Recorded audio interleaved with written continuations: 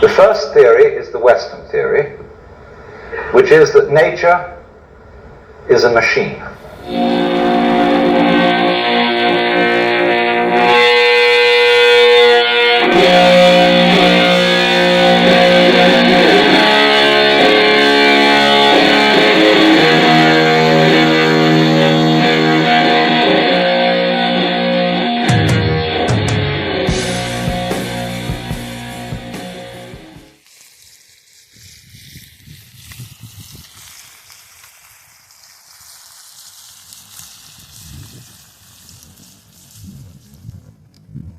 The universe as you know it has been manufactured. Its mechanical parts need control, maintenance, and human intervention. You don't belong to nature, you operate upon it. Alienate yourself. Escape. Much like the fire consumes all its fuel, humanity must consume the universe. Escape while you still can, before the universe decides to put you back where you belong. I guess since I'm getting all my stuff together for the Mount Bigelow Klunker Race and camp out this weekend, I guess I could show you guys my camper setup. Got some cinder blocks and some pallets. Cinder blocks hold the pallets up, storage space for some essentials. Got a pop-up tent, tree bar, shovel, rake, hammock right there, 5-gallon water jug, my good old Coleman ice chest. Daughter outgrew her twin bed last year, so that got moved into here. I used to camp off a little cot mattress. There's my ladder. It's Tuesday. I use my ladders for work. 2 on top, and then the one 6-footer rides in here. Right in here we've got kitchen essentials, coffee maker, grills, propane, got a charcoal grate just in case, and some lighter fluid. Got my percolator, my Death Wish coffee. Normally there'll be a cast iron skillet and some tongs and forks and knives and other stuff like that in there. I go on with my daily routine, feeling like Alright, it's finally Friday. We're down here at the Ever Valley water offices. I'm gonna hook them up with some rainwater harvesting on their main building here. And then once we're done, we're heading straight for the mountain. Alright, baby. 77 feet of new gutter. The downspout going to the tank for the Ever Valley Water District. Folks, we made it. It's finally Friday afternoon. It's time to leave the freaking desert. Just to kind of give you an idea of where we're at and where we're going. We are currently here, and we are going up there to the top of those mountains right in front of us. Oh, I guess I'm one of those guys now. I'm videotaping myself in the grocery store. I guess we could do a ribeye the first night, and then do a chuck the second night. This is stealth camping. The environment of Mexico to going to the environment of Canada in the span of about 45 minutes. That's pretty interesting. On the road again, something, something, on the road again. I was reading a book about the original clunkers back in the 70s, and one of the things that stuck out to me, one of the things that somebody said that stuck out to me was clunking is a way to get away from the cops, the cars, and the people. And I don't know about you, but that sure sounds like escapism to me. So I try to be somewhat educational about my videos. At least give it a little bit of value, you know. If you don't learn anything else from me or about me this weekend, I would like to leave you with this little tidbit of knowledge. The Tohono O'odham people used to call this area Babat Dak, which meant Frog Mountain, and here's why.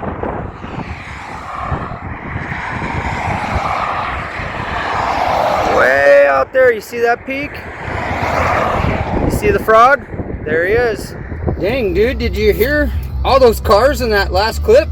There's a lot of people heading up the mountain this weekend. Hopefully they're coming to the race. All right, time to get serious. It's not quite the weekend yet. We're not at the campsite yet. I'm in too much of a good mood already, and I'm not even...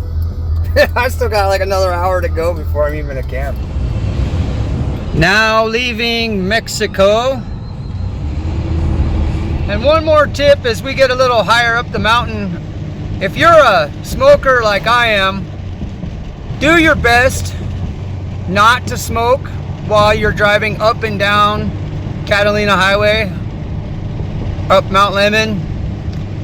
You know, it's really hard to control our ashes, and it would be a damn shame if a cigarette smoker started a forest fire out here.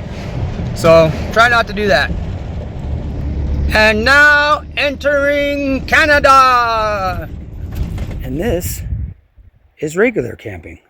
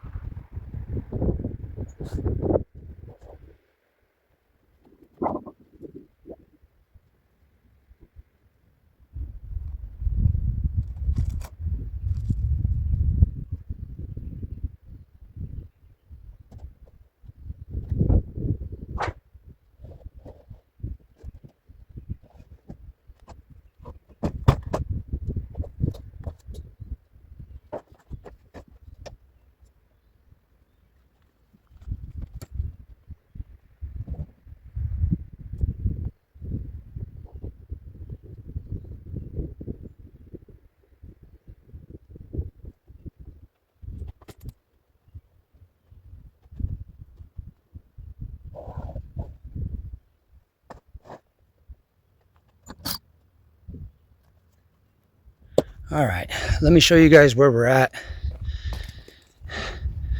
We've been ending up with this same campsite the last couple years for Camp Klunker here. It's actually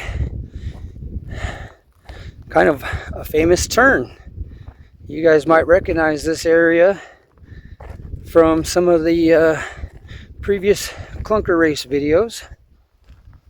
This is the big turn that everybody likes to come and get their cameras out at.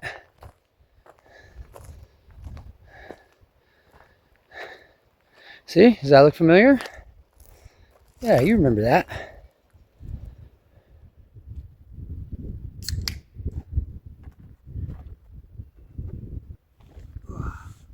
Cheers.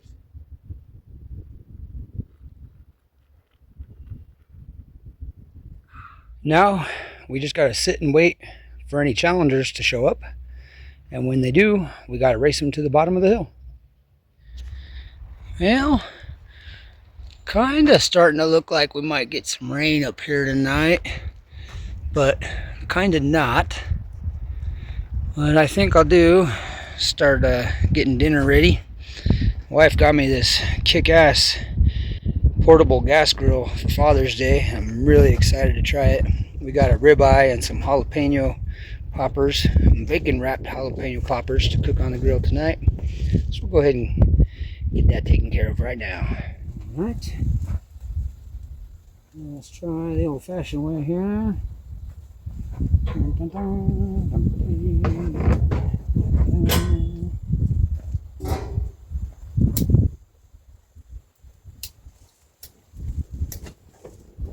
Aha, there we go.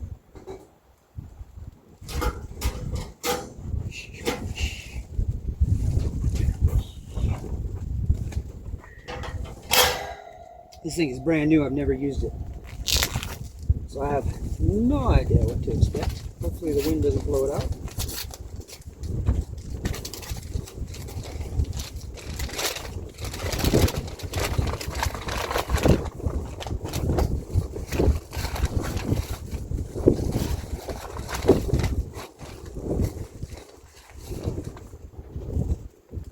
One jalapeno popper. 2 jalapeno popper.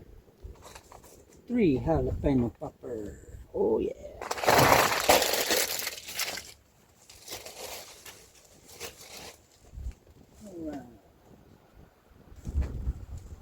special seasoning.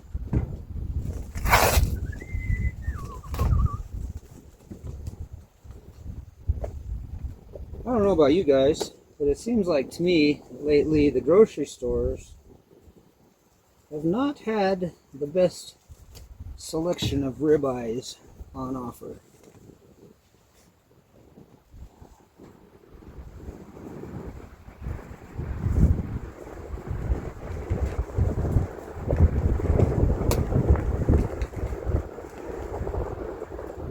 That guy right there. But I will tell you this, I ended up getting a pretty good one. You want to see it? Oh, ribeye. Alright, I'll let that cook for a little bit. Then we'll flip them over. Alright, I'm hearing some good noises coming out of the grill. So I think I'm going to sit down and have myself a cigarette. Maybe right-handed, maybe left-handed. We'll see. And in about 3 minutes, I'll flip everything over. Have myself another cigarette. Maybe left-handed, maybe right-handed. We'll see. And all the food should be done by then. Alright, we're all done with our cigarette. We already flipped the jalapeno poppers. Let's go ahead and flip our steak and see what we're dealing with here. I could have used a little bit longer. I'm going to put the lid back on, smoke another one, and I'll come back and check it. And hopefully dinner will be done. I'm starving. It's been a long week. If you're like me and you love drinking beer so much, you end up drinking like 90 of them in a sitting. There ain't no shame in picking up a case of these zero beers. All the flavor, none of the handcuffs. How do you like your steak? Oh, well, that's too bad. You're getting it medium rare, whether you like it or not, baby. Seriously, Mount Bigelow is just such a beautiful, quiet place. And the dirt road is just the perfect setting for a clunker race. Love all these tall pine trees. Right, it's starting to sound like dinner's done. Ooh, that smells so good. Smell-o-vision. One thing they still have not invented yet, much to the chagrin of fans of mid-century modern, I'd assume. Oh, look at that steak, baby. That's so good.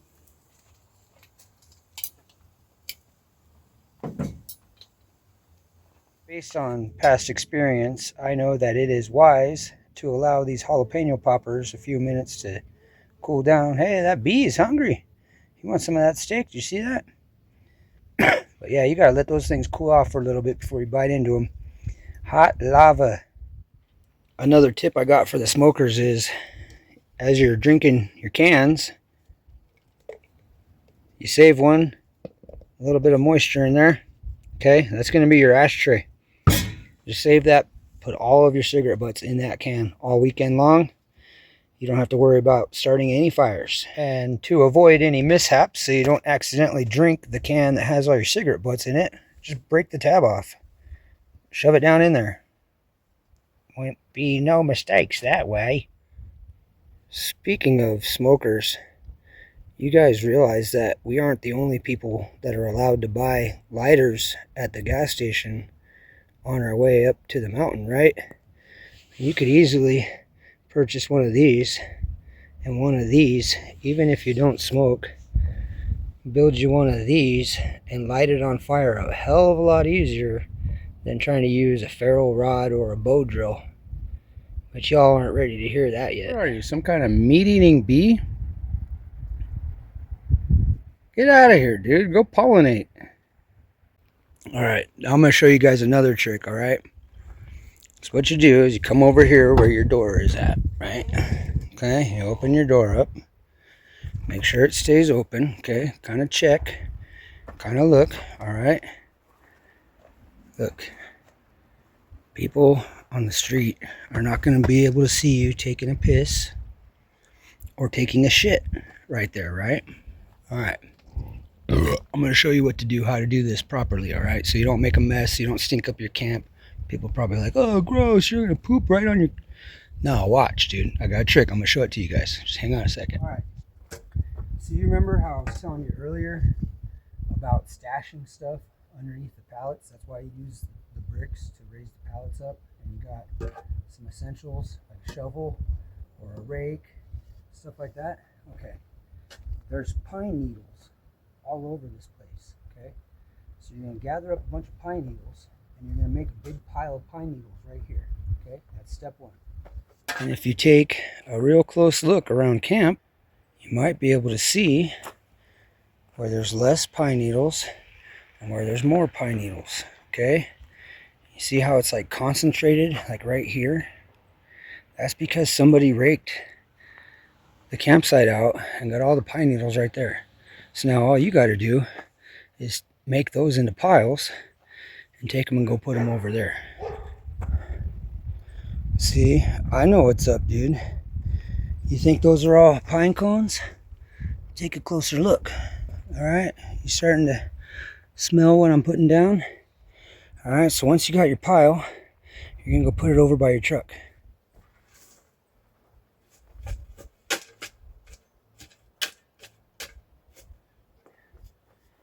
Now you don't always have to do this. This is for in case you forget your 5-gallon toilet, okay? Or especially if you forget your 5-gallon toilet and you're somewhere like this where if you escape your campsite in search of a spot to take a poop, there's a good chance you're going to come across somebody else's campsite. And you don't want to poop in someone else's campsite, right? So this is the solution. This is how you do it. Okay, so you got your pine bough. You're going to go on top of that. And then when you're ready, after you're done, you know, and you got your wipes and that there, you scoop it, you take it up, and now you see you have a base of something to scoop without having to put the poop right on your shovel, right? Okay, what if it's liquid? You don't know. It could be liquid, so that's why. All right, so you scoop it. All right, then you find a nice place at the very edge of your camp. But now look, do you see what I see? This may not be the best place. That looks like a trail.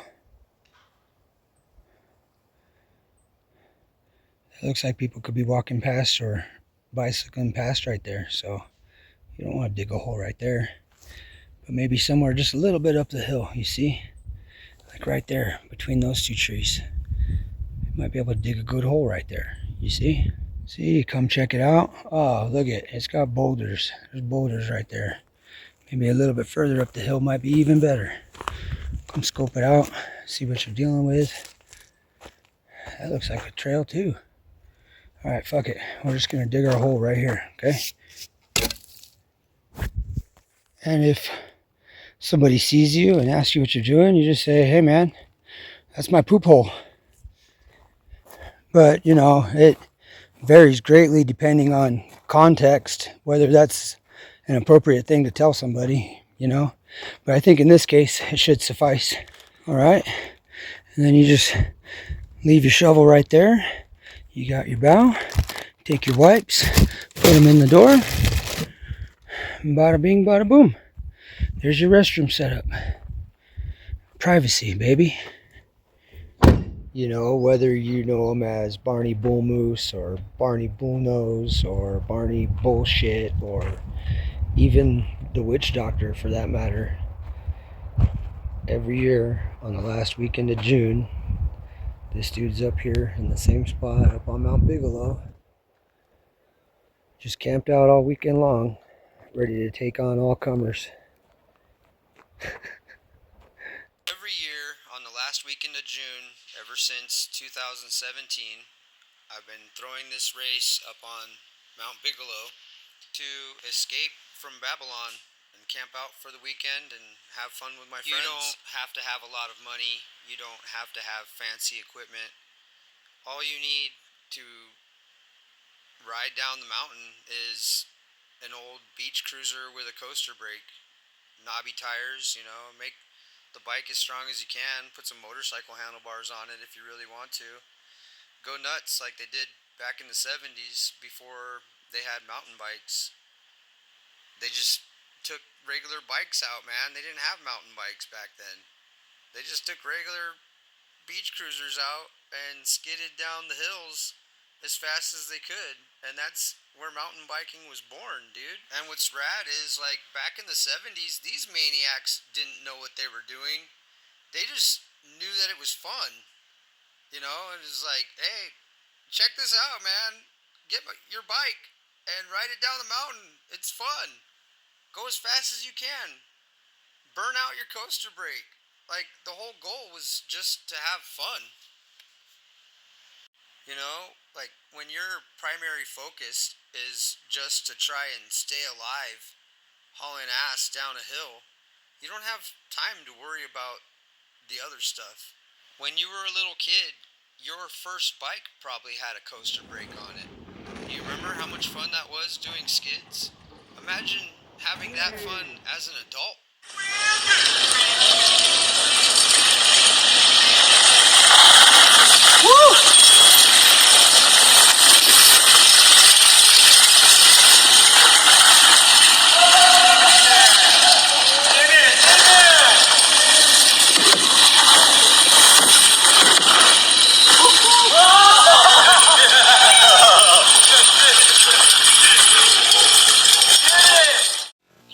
Somewhere out there in the woods is a group of maniacs keeping this culture alive. Alright. The moment you've all been waiting for. The view from my campsite. The view from my chair. But first, you gotta check this out, dude. You gotta make sure, dude, is that punch, is that poop? You gotta check it out. 'Cause there's more. Let's see, where to go? Right there, dude. What's that one? Is that pine cone or is that poop? No, that's a pine cone. Let's see. Let's see here. Wait a minute. Look at that, dude. Is that pine cones? That looks like fucking... Dude. It's pine cones. It's not poop. You see, you gotta check, man. That's why the shovel comes in handy. You gotta check and make sure that it's just pine cones and not poop, man. Because if it's poop, you gotta take your shovel and flick that shit as far away as you possibly can, dude.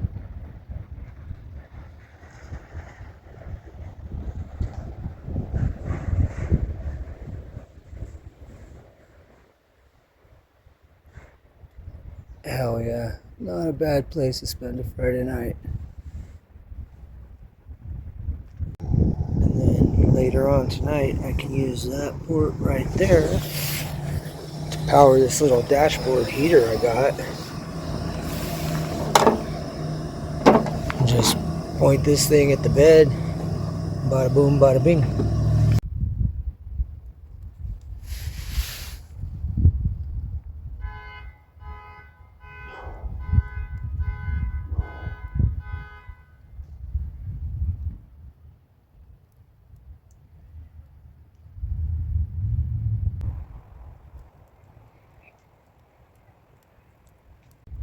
All right, dude. It's a full moon too.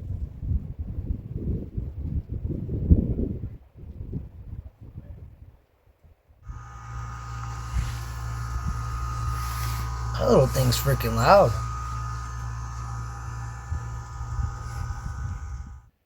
Oh, good morning. It's a little bit after 6 in the morning. It's been pretty windy all night, but I slept pretty good, pretty comfortable. Little sleep setup here. Maybe in a little bit I'll wake up and make some breakfast, some coffee. But for right now, I'm just kind of enjoying the warmth and the comfort of my bed. I definitely want some coffee.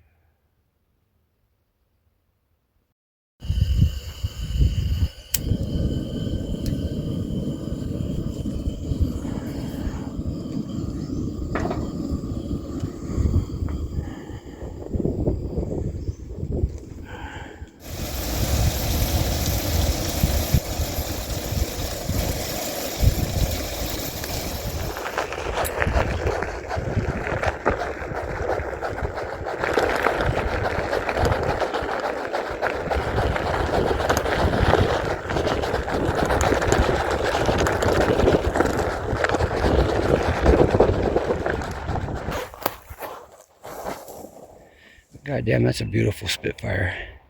1953 Schwinn.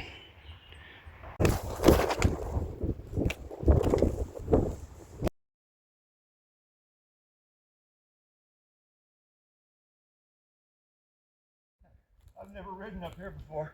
What So, do we say? this is Zach.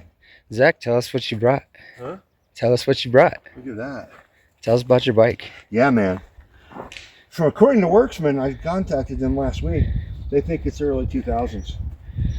Newsboy. It's pretty sick. All steel because steel is real, right? That's what we say. What kind of brake you got on there? It's a... Is it a high stop? Yeah, I don't Fuck even know yeah. what it is. Those are my favorite. I packed the shit out of it, though. Ran out of grease.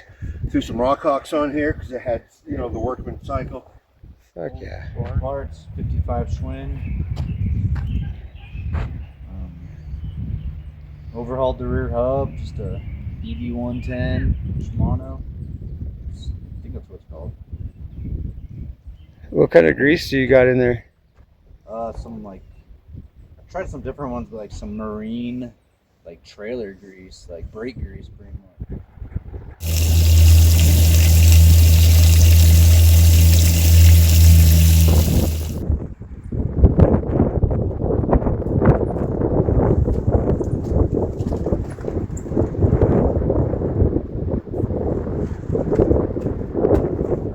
Getting towards the evening of day 2 out here Saturday, and it was pretty cool, man. Zach showed up and he brought a pump with him, and Jesse showed up too, and we were able to take a few laps down. It was pretty good, man. We had some good rides today. Thanks you guys for showing up, and if you guys want to see the footage of that mayhem, be sure to check out Zach's YouTube channel at Dirty Blue. And he's got the Klunker Chronicles going right now. Go ahead and check that out, and you'll see footage of today's action on Mount Bigelow. I'll put a link in the description. Check it out. The leftovers from last night were pretty good, but I still have my chuck steak.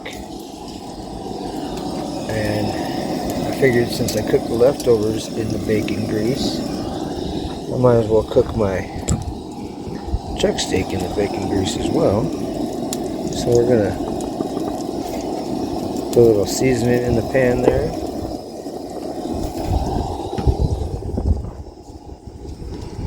Take the tampon off of there. Throw that right on that. Put some more seasoning on there. Let that sit on there for about 3 minutes and then flip it over. Oh, that is going to be one mighty fine chuck steak.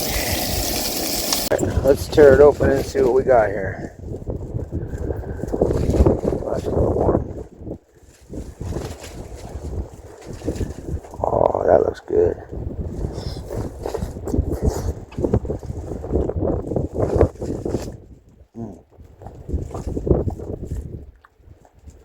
Yeah, that's delicious.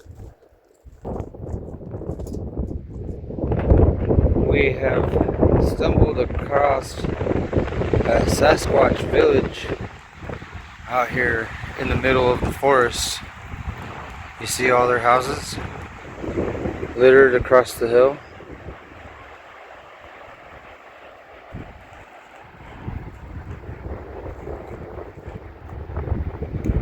I think we should get out of here before Bigfoot snatches us up and eats us. I always pick campsites that have trees with buttholes nearby for some reason.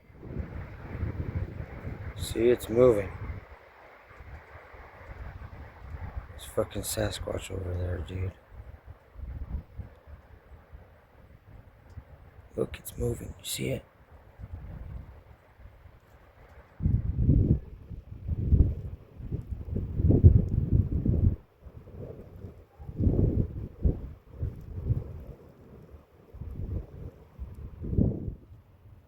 Good morning.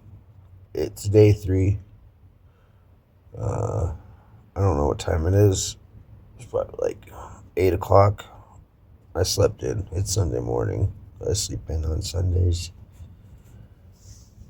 I'm gonna go back to bed. Alright, it's Sunday morning. Bacon grease is greasing. I have some scrambled eggs. Just a little bit, not too much. Those will be some of the best damn scrambled eggs you ever had in your life, boy. Running low on water. So I think what I'm gonna do is finish my coffee. Start breaking down camp. Go bury my poop hole.